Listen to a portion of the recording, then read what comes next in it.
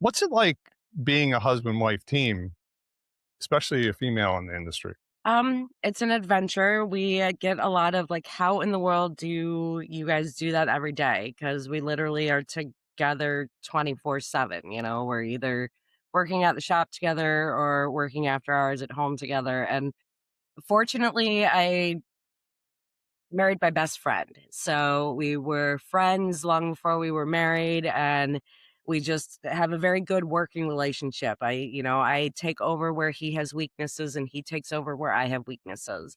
It's taken years to be able to recognize what your own personal weaknesses are in your own business and not want to always take the reins on everything and always be in control of it because it doesn't work. So figuring those dynamics out, I mean, we are just in our 19th year, so it's not like it was, day 1 that we had this figured out, but it's a lot of fun. It really is. We often say that we're the luckiest people in the world. We get to do what we love, and we're doing it together every day. Yeah, you're not at each other's throats apparently, or you wouldn't have made it this long for sure. Right. And I can tell you, I talked to Amy a couple times over the past week, and what was she doing when I called? Sanding.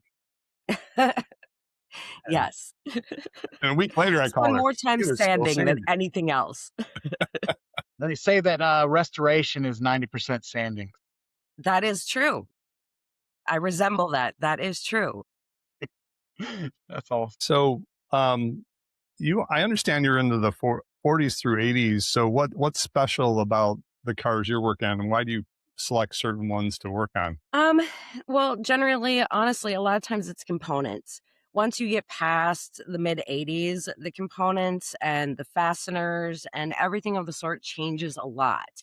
There's a lot of things that went from metal to plastic and the tools required to do those later cars.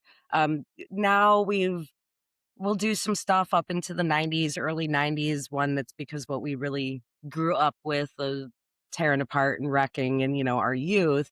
So we have some familiarity with those, but once you get any later, we just don't have the equipment or even the knowledge necessarily to do it.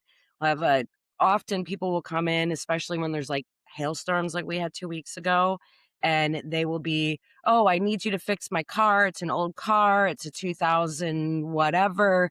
We're like, "Oh, sorry, that's way too new for us," and they look at us like we're aliens.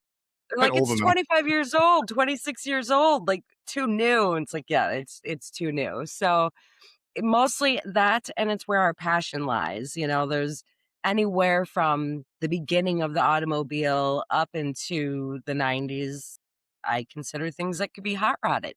Could Yeah. all be turned into a hot rod. Yeah, it's a great range, and you don't have to necessarily be everything to everyone. You can stick in your niche and do, those classics, even if 2001 is a classic now. Right. Even though that's still a classic. And Yeah, most of the time, it really is getting I mean, we say that we build show quality drivers is how we describe what we do because most of our customers they are the few that don't drive them. They're trailer queens, but most of them, their whole purpose of this car is to get it on the road and drive it as often as possible.